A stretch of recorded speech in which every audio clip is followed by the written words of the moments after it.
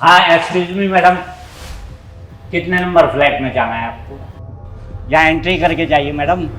अबे ओ बुड्ढे, नया है क्या तू यहाँ पे? मुझे जानता नहीं मैं कौन हूँ। मैडम मैं नया आया हूँ, लेकिन आपको एंट्री करके जाना पड़ेगा। व्हाटएवर। मैडम प्लीज़, मेरी नौकरी का सवाल है और आपको एंट्री करके जानी पड़ेगी मैडम। मुझे ऊपर जवाब देना पड़ता है। अबे ओ बुड्ढे, अपनी ना लिमिट में रह, मेरा मूड मत खराब कर। मैडम कुछ भी हो, मगर आपको एंट्री तो करके जानी ही पड़ेगी। अबे ओ बुड्ढे, तू ना औकात से ज्यादा बोल रहा है। अपनी ना ये क्या कर रहे थे? कैसा बिहेवियर है तुम्हारे अंकल के साथ में? पता है तुमसे कितने बड़े उम्र में वो? विनय भैया देखो ना, मेरा घर है यहाँ पे, मेरा आना जाना रहता है और ये मुझसे साइन करवा रहे हैं। अब ये नया आया तो मेरी गलती है? वैसे ही मेरा दिमाग खराब है। हाँ ठीक है, तुम्हारा यहाँ पर घर है, लेकिन अंकल को कैसे पता? अंकल नए आए हैं और वैसे भी तुम हॉस्टल में रहते हो, तुम रेगुलर यहाँ नहीं रहते, तो अंकल तुमको पहचानते होंगे। ठीक है, तुम्हारा बर्ताव आज बहुत बुरा था, मेरे को बहुत गुस्सा आ रहा है तुम्हारे पर। अंकल से माफी मांगो और साइन करके जाओ। विनय भैया, मैं आपकी इज्जत करती हूँ, इसका मतलब ये नहीं है कि आप जो बोलोगे वो मैं करूँगी। और मैं आपकी इज्जत करना जानती हूँ, तो मैं आपकी इज्जत उतारना भी जानती हूँ। और इस बुड्ढे से माफी मांगी मेरी जुत्ती, और साइन मैं करके जा रही हूँ।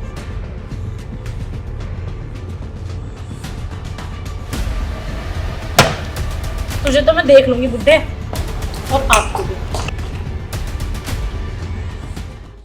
छोड़ो अंकल, बच्ची है, अभी नई आई है ना, आपको जानती नहीं है, हॉस्टल में रहती है। वर्मा जी की लड़की है, अपने 309 नंबर फ्लैट वाले की। अच्छा, ये उन्हीं की बेटी है। थोड़ा शायद हो सकता है मूड खराब होगा, बाकी आप बुरा मत मानना इसकी बात का। नहीं बेटा, ऐसी कोई बात नहीं। अच्छा अंकल, आप बैठने चलते हैं। ठीक।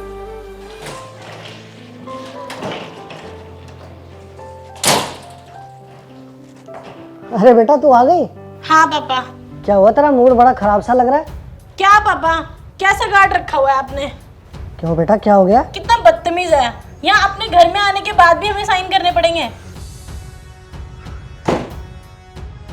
समझती क्या अपने आप को? वो क्या हो गया विनय, इतने गुस्से में कैसे हो तुम? वो वर्मा जी की लड़की ज्योति अपने आप को समझती क्या? उसके अंदर तमीज नहीं है, किससे कैसे बात करती हैं? उसको कुछ सिखाया नहीं क्या उसके माँ बाप ने? लेकिन हुआ क्या? उसने तुमसे कुछ बोला क्या? यार हॉस्टल में रहती है, अभी आई है हॉस्टल से, नीचे गार्ड अंकल ने उसको रोका था, पूछा कि मैं आपको नहीं जानता, आप एक बार साइन करके चले जाओ। बस छोटी सी बात थी, साइन करके चली जाती, लेकिन नहीं, गार्ड अंकल को उल्टा सीधा बोलने लगी। यहाँ तक कि उन्होंने गार्ड अंकल के ऊपर हाथ उठाने की कोशिश की है। वर्मा जी ने उसको कुछ सिखाया नहीं है। इतना गुस्सा आ रहा है ना कि अपनी बुद्धि हॉस्टल में छोड़ के आ गई क्या वो? सब तुम शांत हो जाओ विनय, वो हॉस्टल से आई है, क्या पता बाहर से फ्रस्ट्रेट होकर के आई हो। हम क्या कर सकते हैं अब इस मामले में? पता है गार्ड अंकल का मुंह कितना छोटा सा हो गया था, उदास हो गए थे वो। तो मैंने समझाया कि अंकल वो बच्ची है, वो हॉस्टल की कोई टेंशन होगी, इस चक्कर में आपको उल्टा बोल दिया होगा। मेरे को इतना बुरा लग रहा है ना अंकल के लिए। एक काम करो, तुम ना कॉफ़ी पी के नीचे अंकल के लिए चाय लेके चले जाना और थोड़ा उनको समझा देना कि वो बच्ची है, उसकी बात का बुरा ना मानो। हाँ ठीक है, चलो मैं जाती हूँ, कॉफी तो खत्म हो ही गई है। अब तुम्हारे लिए भी मैं कुछ बना दूँ? पहले गार्ड अंकल को दे तुम चाय, उसके बाद मैं कुछ खा लूँगा। ठीक है चलो। अगर पापा उसको नहीं पता तो उसे एक बार पूछना तो चाहिए ना। अरे बेटा, तू इतने टाइम बाद अपने हॉस्टल से घर आई है, वो तुझे जानता नहीं है, उसने अभी ज्वाइन किया है। अभी ज्वाइन किया है तो अपनी औकात भूल जाएगा क्या वो बुड्ढा? उसको पता नहीं है कि मैं कौन हूँ। जितना वो एक महीने में कमाता है ना, उससे ज्यादा मैं एक दिन में उड़ा देती हूँ। और आपको पता है पापा ये अच्छे से, उस 2 कौड़ी के गार्ड की इतनी हिम्मत कि वो मुझसे साइन करवाएगा। मैं तो साइन करती भी नहीं। वो है ना विनय, बीच में आके अपनी टांग फंसा दी है, उसकी वजह से मुझे साइन करने पड़े आज। मैं उस विनय की इतनी इज्जत करती थी, लेकिन आज ना वो मेरी नजरों में गिर गया है। उनकी वजह से ना आज मुझे साइन करने पड़े हैं अपने घर में घुसने के लिए भी। अरे अंकल बैठो बैठो, ये लो चाय। अच्छा। वो विनय ने बताया मुझे ज्योति अभी किस तरीके से आपसे बात कर रही थी। वैसे वो लड़की बुरी नहीं है, फैमिली भी बहुत अच्छी है, पता नहीं आज उसे क्या हो गया था। हाँ बेटा, मुझे विनय ने बताया था, परिवार बहुत अच्छा है। हो सकता है बेटे का बाहर से ही कहीं दिमाग खराब।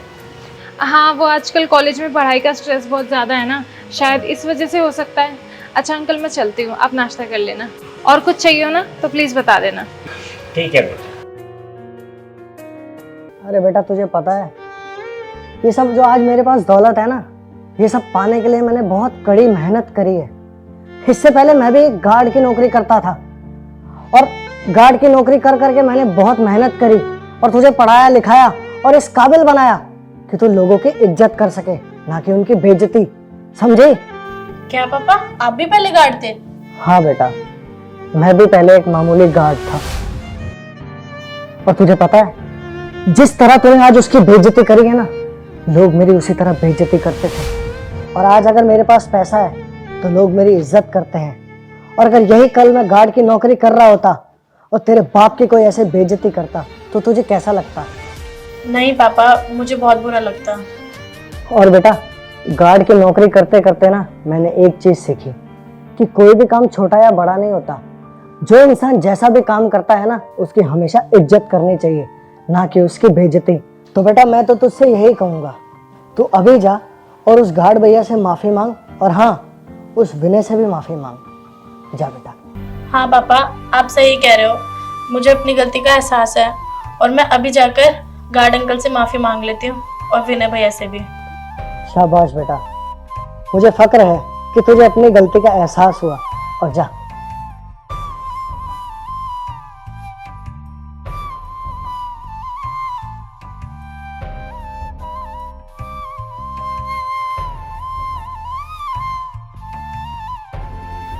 सॉरी अंकल, मुझे माफ़ कर देना।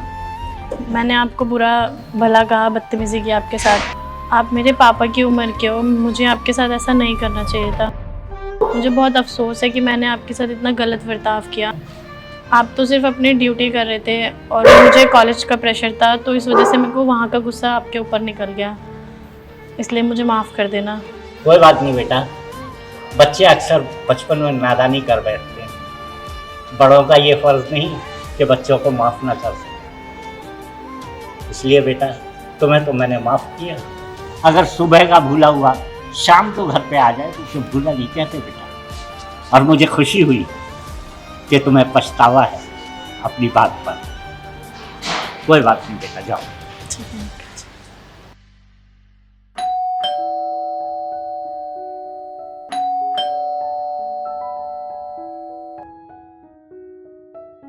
ज्योति तुम? हाँ,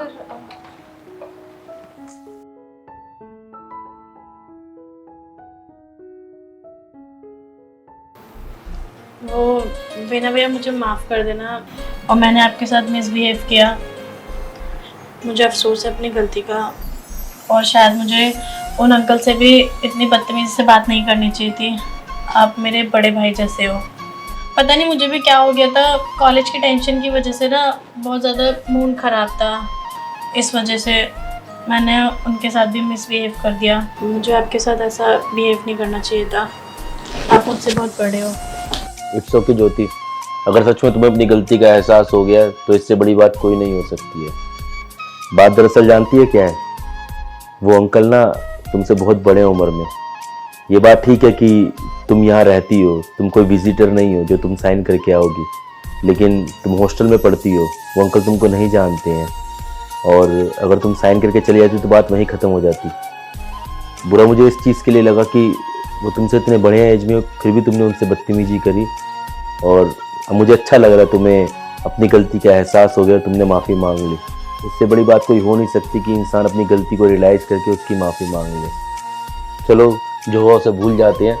मैं बस इतना ही कहूँगा कि आगे से हमेशा किसी के काम देख के उसकी डिसरिस्पेक्ट नहीं करनी चाहिए। और कोई काम छोटा है बड़ा नहीं होता, हर व्यक्ति की इज्जत होती है, हर काम बराबर होता है। हाँ ज्योति, विनय बिल्कुल सही कह रहा है और मुझे बहुत अच्छा लगा कि तुमने विनय से माफ़ी मांगी। और ऑब्वियसली विनय तो तुम्हें माफ़ कर ही गई, तुम्हें अपनी छोटी बहन जो मानता है।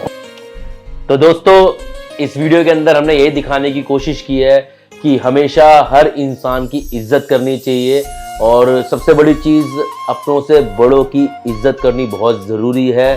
और कोई काम छोटा है बड़ा नहीं होता, जैसा मैं हर बार कहता ही हूँ, हर काम की इज्जत होती है और हमें हर किसी की इज्जत करनी चाहिए और ख़ासकर अपनों से बड़ों की तो बहुत ज़्यादा करनी चाहिए। क्योंकि जब कोई छोटी एज का व्यक्ति कोई बड़ी एज के व्यक्ति को उल्टा बोलता है ना, तो वो बहुत ज़्यादा पिन करता है, चुभता है, तो वो एक गलत मैसेज देता है। तो चाहे गलती हो ना हो, लेकिन कोशिश करनी चाहिए कि कभी अपने बड़ों से हमको क्या नाम है, गलत भाषा में बात नहीं करनी चाहिए। बाकी मिलते हैं अगली वीडियो में। अच्छी लगे वीडियो तो शेयर कर देना। मिलते जल्दी नेक्स्ट वीडियो में, तब तक bye bye, take care, love you all.